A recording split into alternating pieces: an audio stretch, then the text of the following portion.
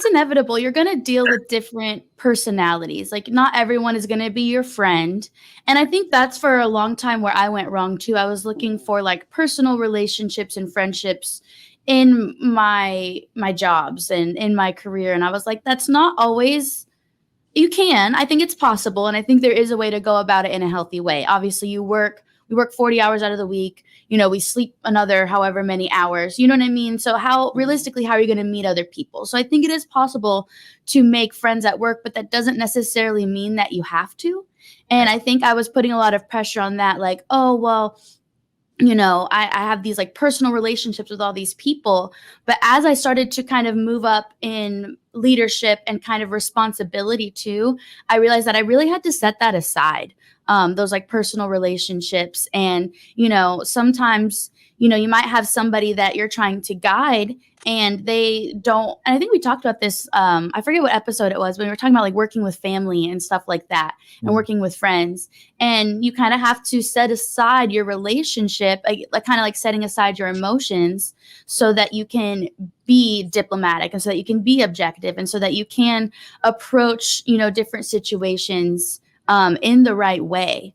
I did want to ask you guys, because I know we're talking about keeping your composure in terms of like dealing with different personalities, but how can you keep your composure when you really feel like you're working with somebody who isn't doing their job and it's affecting you? That's a tough one. Probably a big one for our audience out there. I Oh, of think that's course. the thing I hear the most. I was just talking to my daughter the other day who has a job. She works with family, and then she works with a bunch of people around her age. And she's on 18, 19 now. I don't even remember.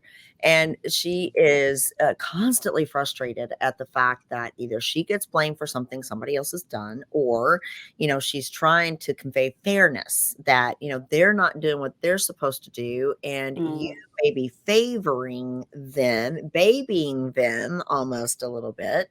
And, I'm really working hard trying to do my job. And I told her, I said, first of all, it is difficult to own a business. It's difficult to manage several people, so many different personalities, so many different ages, genders. I mean, you name it. There's a lot of differences that go on with people. So what you need to do is, first of all, try to figure out where they're coming from, maybe get into their head, get into their mentality, see if that, and play devil's advocate, see if that helps you to understand what they're thinking. And then when you understand what they're thinking, where their mentality is coming from, you could probably guide people a little bit, even be a little suggestive because you're smart. And, you could probably suggest maybe we could do it this way, or even to your bosses, or family, and that makes it difficult. But, you can suggest some things. And that way you're putting it in their mind that you're thinking about your responsibilities, thinking about other people, and that you may have some leadership qualities. You may show yourself to be a little bit of a leader there. Maybe they'll promote you, put you in a different place. So there's advantages to that. There's advantages to seeing people in a different light and handling, trying to understand where different people are coming from instead of just thinking, well, woe is me. They're treating me different. I'm in a bad situation. Somebody's not doing their job. There's a way to approach it and think about it to try to modify it over time and teach yourself something from it, even if it isn't always fair, because it's never going to be. There's no fairness in it ever. Yeah. I don't know what about that. Day, did you want to touch on that too? Yeah, I was thinking about if you're in a work situation, you feel that way. I would ask two questions, whether or not you can answer it or your superiors can answer it. But has the standard been set for that person to know what to do, what to do, what good looks like, what acceptable looks like? Has the standard been set? You may come in with a high standard on how something should be done, and that's the way you perform. Their expectations on how something should be done could be lower. So you may want to ask yourself, has the standard been communicated? And if not, maybe you or your superior can communicate that. You can go to them and ask that. And the second thing I would ask is, are they being held accountable for meeting that standard?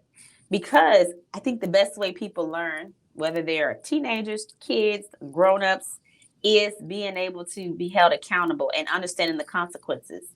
That's one thing I don't feel like the younger generations, including myself, millennial, don't always have the opportunity to learn. Because we're always getting saved. We're always getting a participation trophy. We're always getting patted on the Mhm. back for doing the minimum, Right. which is good intentions from the folks who are raising us. But I feel like, is that person being held accountable for either not meeting the standard or whatever they're doing? Because that is the only way I think they will be able to change, or one of the ways they can change, to be able to put in more, to do more. So, what's the standard, and are they being held accountable? Would be a way for you to communicate to your superiors to see if that will shift anything in the dynamic.